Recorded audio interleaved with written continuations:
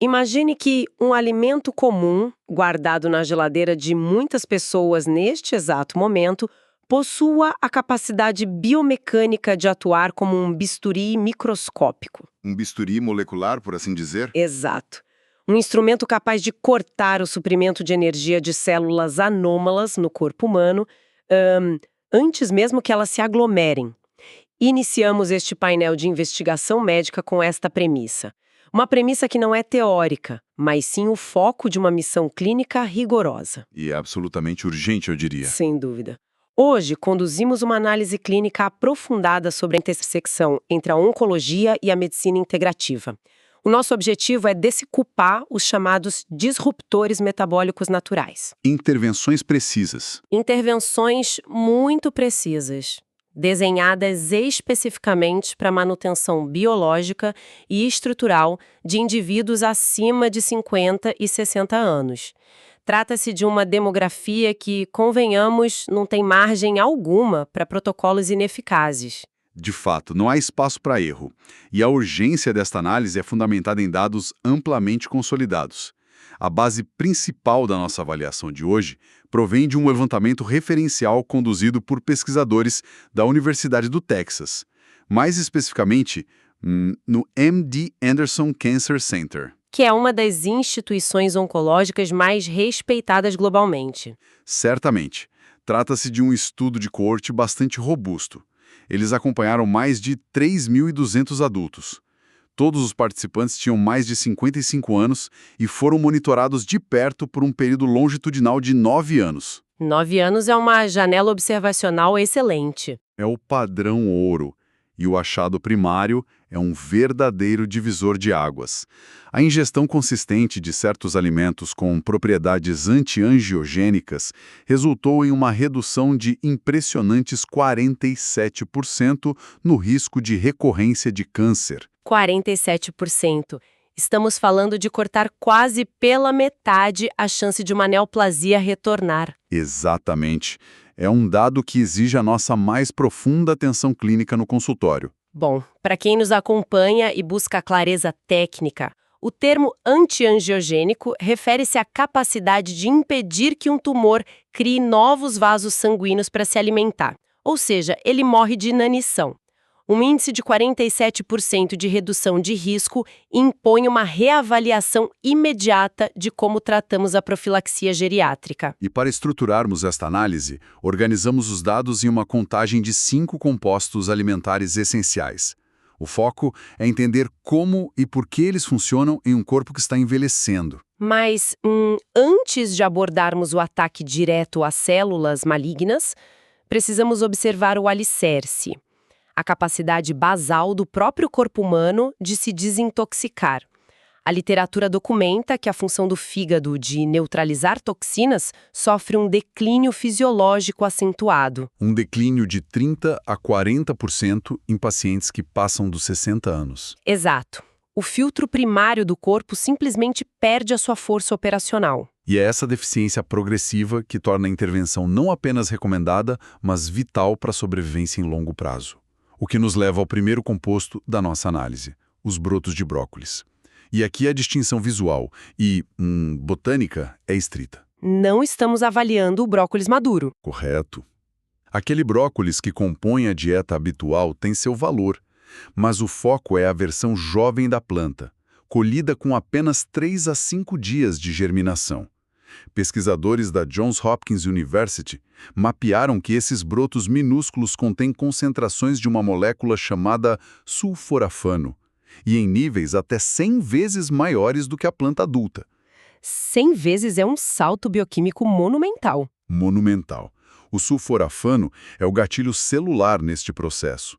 Em ensaios clínicos, a administração deste extrato reduziu os biomarcadores de proliferação de células malignas em apenas 14 dias. Certo.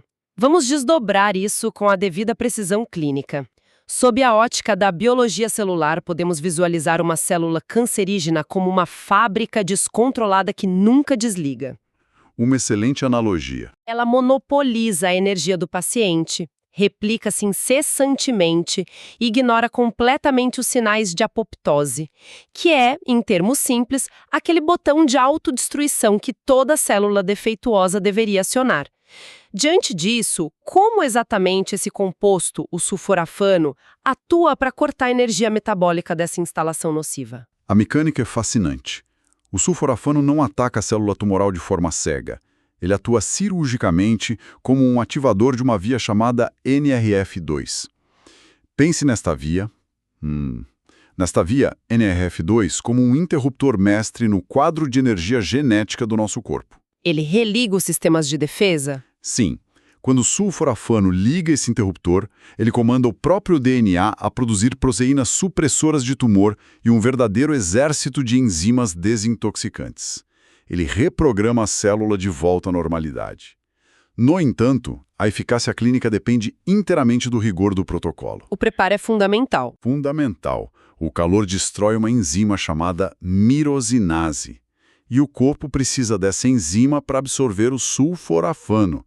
Portanto, a prescrição exige meia xícara por dia, obrigatoriamente crua. E existe um refinamento terapêutico nesse protocolo, não é? Sim, a adição de pó de semente de mostarda. Esse pó também contém mirosinase e chega a quadruplicar a absorção intestinal do composto ativo. A aplicação rigorosa traz resultados inegáveis. O estudo do Texas detalha o caso clínico de uma paciente chamada Glória, de 67 anos. Após apresentar células atípicas em um rastreio mamário de rotina, ela foi submetida a esse protocolo estrito de ingestão diária de brotos de brócolis crus, acompanhados do pó de mostarda. Um protocolo de adesão inflexível? Inflexível. Em 90 dias, a biópsia de acompanhamento revelou uma limpeza total. A ausência de células atípicas foi absoluta. Contudo, se o sulforafano corta a energia e paralisa as células defeituosas, surge uma questão mecânica inevitável. Como o corpo localiza e elimina as ameaças que restaram? É o momento em que o sistema imunológico precisa agir. Exato.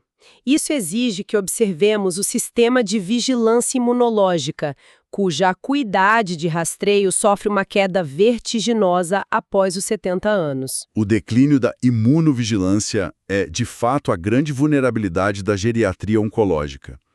O sistema imune senescente torna-se míope. Ele passa por uma célula corrompida e simplesmente não a reconhece como inimiga. Ele ignora a ameaça. Ignora.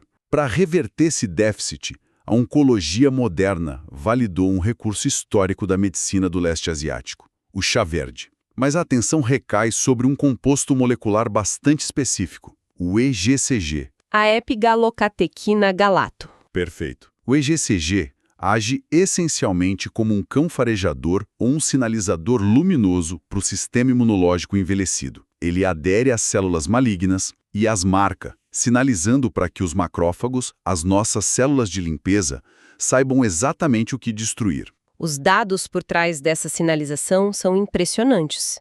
Uma meta-análise vasta conduzida pelo National Cancer Institute, englobando 51 estudos independentes, apontou algo crítico. O consumo metódico deste composto reduziu em 28% a incidência de cânceres coloretal, de bexiga e de ovário. 28% de redução em cânceres altamente agressivos? Como a população lida com isso? A rotina comum é ferver a água até ela borbulhar e em seguida despejar sobre a folha por 30 segundos. Gostaria que explicássemos a bioquímica por trás disso, porque este hábito cotidiano destrói clinicamente a eficácia do EGCG. Porque a extração dessa molécula exige um respeito profundo à termodinâmica. As catequinas, como o EGC, são altamente sensíveis ao calor extremo. A água em ebulição literalmente desintegra o composto ativo antes que ele possa ser ingerido. Ele é carbonizado, por assim dizer? Sim, a utilidade biológica se perde. O protocolo validado exige que a água esteja a cerca de 80 graus Celsius, ou seja, antes de ferver, e com uma infusão estendida e paciente de 3 a 5 minutos. O volume terapêutico mínimo é de 2 a 3 xícaras diárias. E além do preparo correto, A absorção celular também pode ser otimizada no momento do consumo. Pode e deve. A adição de vitamina C, através de algumas gotas de limão, protege o EGCG da acidez severa do estômago. Isso eleva sua taxa de absorção em até 13 vezes. 13 vezes mais disponibilidade sistêmica. Agora, há uma contraindicação absoluta que os pacientes frequentemente ignoram em relação à mistura com laticínios, correto? Correto, e totalmente inegociável. A adição de leite, por mínima que seja, mesmo um leve traço de leite, introduz proteínas chamadas caseínas no ambiente da bebida. Que se comportam de forma reativa. Sim, a caseína se liga quimicamente às catequinas do chá verde, encapsulando-as. O resultado é que o EGCG passa por todo o trato digestivo sem ser absorvido. O benefício oncológico é completamente anulado. Esse nível de detalhe no preparo é exatamente o que separa uma bebida inerte de uma verdadeira intervenção profilática. Avançamos então para o terceiro pilar da nossa análise funcional, onde abordamos um cenário mais amplo. Porque marcar as células anômalas para destruição, como faz o chá verde, não resolve o quadro clínico se o ambiente ao redor dessas células for um solo fértil que as protege. De modo algum. Em adultos acima dos 65 anos, lidamos com uma condição sistêmica crônica, clinicamente conhecida como inflammaging. Se conectarmos isso ao quadro biológico mais amplo, compreendemos a gravidade imediata da situação. Esse inflammaging, que é a inflamação crônica de baixo grau atrelada à idade, é o ruído de fundo incessante do envelhecimento biológico. É um desgaste basal contínuo. É um estado constante de alerta falso. Ele exaure os glóbulos brancos e cria um microambiente perfeito para a mutação celular prosperar. Para silenciar esse ruído, a medicina integrativa aponta para a curcumina, que é o princípio ativo da cúrcuma. O composto amarelo brilhante? Isso. A curcumina possui a capacidade amplamente documentada de desmontar um complexo proteico perigoso chamado NF-κB. Este complexo funciona como um escudo blindado para os tumores. Ele impede que as células cancerígenas morram e as incentiva a se multiplicar. A curcumina, ela quebra esse escudo. De acordo com dados do National Institutes of Health, a curcumina atua suprimindo as citocinas inflamatórias, que são essencialmente os mensageiros químicos do corpo que gritam por mais inflamação o tempo todo. Exato, ela emudece esses mensageiros. A grande barreira clínica da curcumina isolada, no entanto, é a sua péssima biodisponibilidade. Se o paciente sênior apenas ingerir o pó simples, o trato gastrointestinal excreta a maior parte do composto antes mesmo que ele alcance a corrente sanguínea. Passa direto pelo sistema. Para contornar isso, o protocolo exige a combinação estrita com a piperina, um alcaloide da pimenta preta, capaz de elevar a absorção em assombrosos 2000%. 2000% de fato. E a prescrição não termina na piperina. Como a curcumina é lipossolúvel, ou seja, ela precisa de gordura, não de água, para ser transportada celularmente, é obrigatório combiná-la com uma fonte de gordura saudável, como óleo de coco. Essa engenharia lipídica é crucial. Crucial. A recomendação é a administração matinal em água morna, para otimizar o metabolismo de primeira passagem no fígado. A eficácia desse silenciamento inflamatório é ilustrada pelo caso clínico da paciente Margarete, de 72 anos. Ela estava em remissão de um câncer de cólon estágio 1. Um quadro de alto risco para inflamação secundária. Altíssimo. Após a adesão ininterrupta de 4 anos a este protocolo com curcumina lipossolúvel e pimenta preta, os exames revelaram não apenas a ausência do tumor, mas algo notável. Seus marcadores inflamatórios sistêmicos regrediram aos níveis de um adulto saudável de 45 anos. Impressionante. Silenciar a inflamação crônica é, em última análise, devolver o controle ao próprio organismo. Após estabilizarmos o ambiente externo com a curcumina, a nossa análise se volta para a estrutura física da própria célula tumoral. Esse é um fator crítico. A arquitetura celular. Exatamente. Porque após a barreira dos 75 anos, o corpo humano perde drasticamente a capacidade de sintetizar compostos de proteção estrutural de maneira autônoma. O nosso foco aqui recai sobre os ácidos graxos ômega 3, especificamente as frações EPA e DHA, provenientes de peixes gordurosos. E a atuação deles não é apenas química, é primariamente arquitetônica. Exato.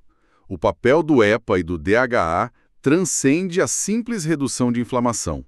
A biologia de uma célula cancerosa exige que a sua membrana exterior seja fluida, solta e maleável.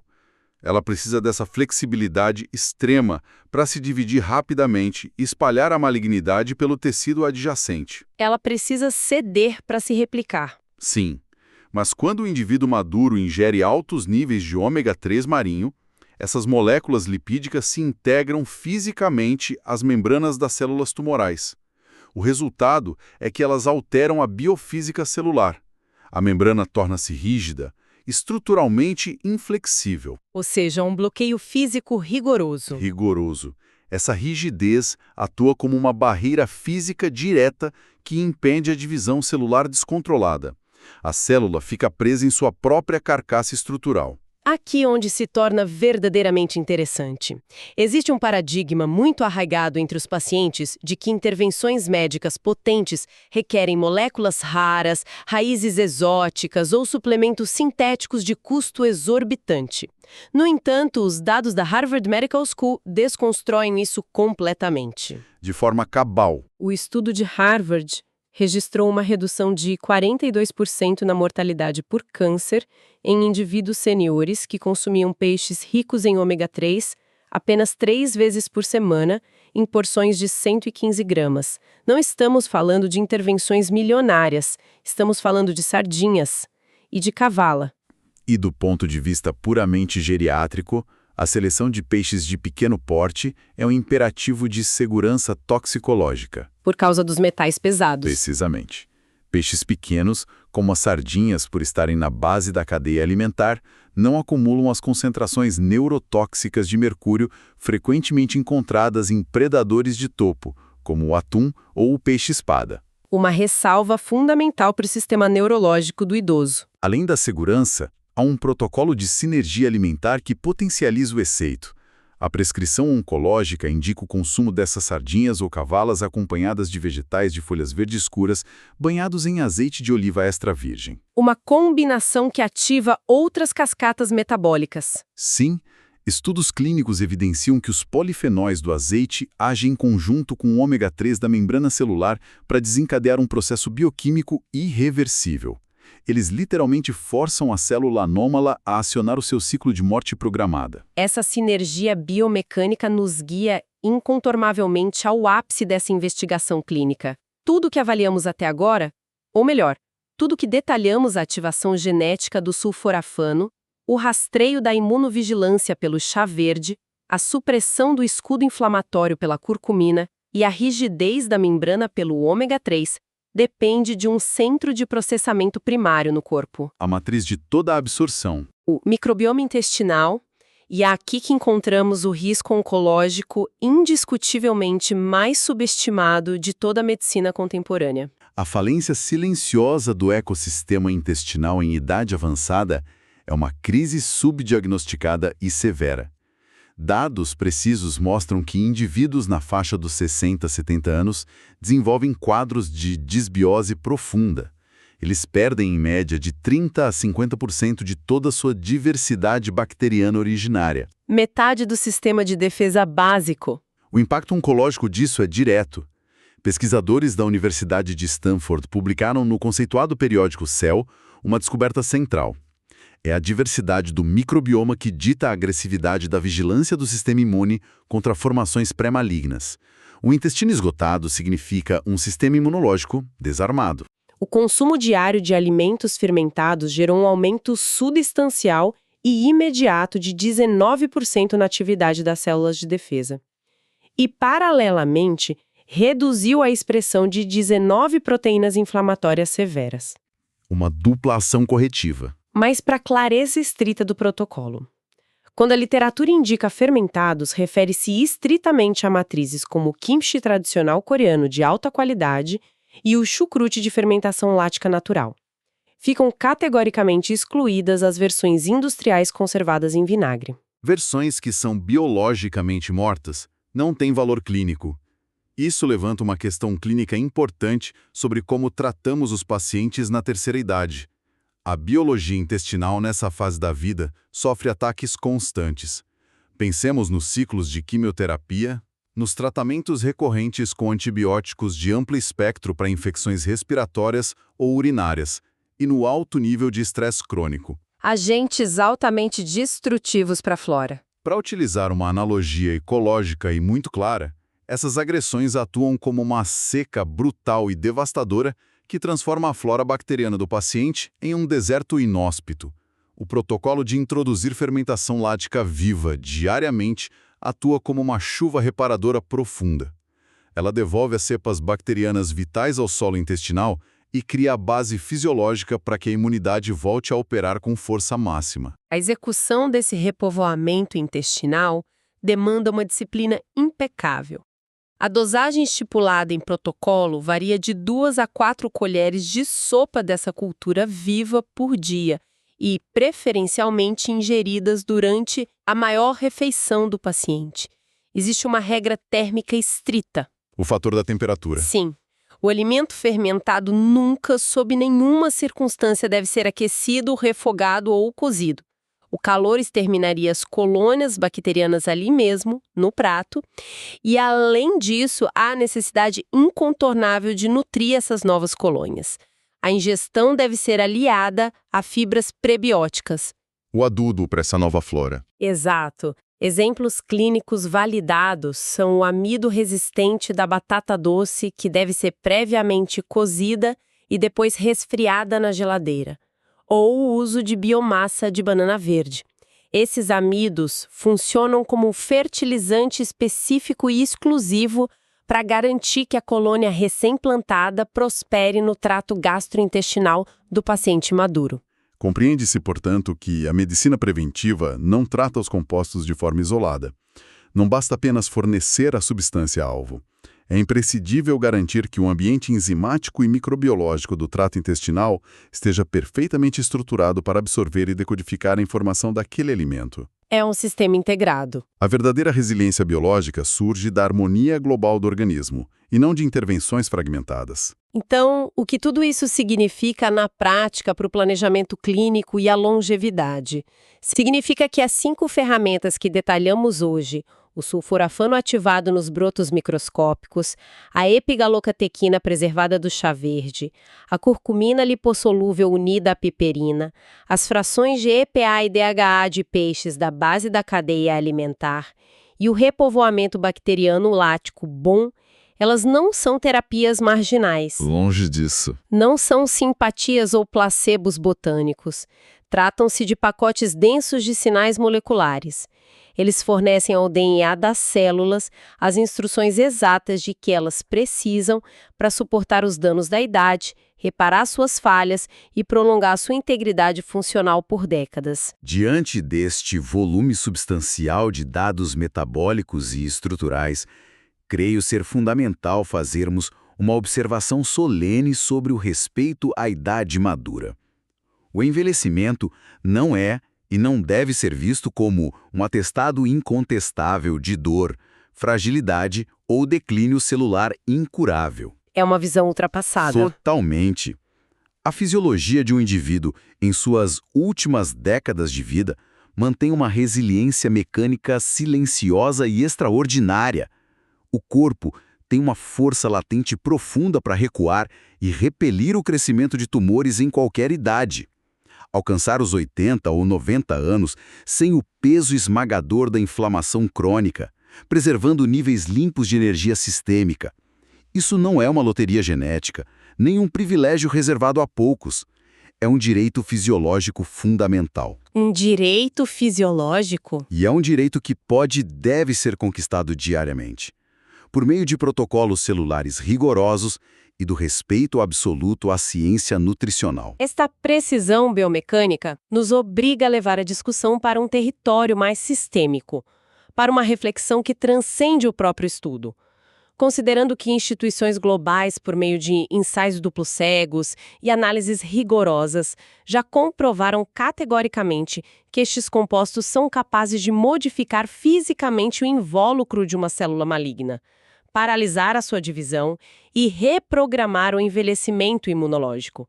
Até que ponto a oncologia moderna, a partir de um imperativo estritamente ético, deveria evoluir? É a grande questão do nosso tempo. Deveríamos estar no ponto em que prescrever essas intervenções de repovoamento nutricional deixe de ser uma mera sugestão complementar de consultório, passando a ser exigido como terapia de linha de frente, em paralelo absoluto e paridade com a farmacologia tradicional para a população idosa.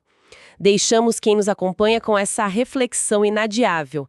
A informação biológica exata só salva tecidos quando é aplicada com precisão cirúrgica, no exato momento fisiológico em que o corpo clama por ela. Encerramos por aqui nossa análise clínica aprofundada de hoje.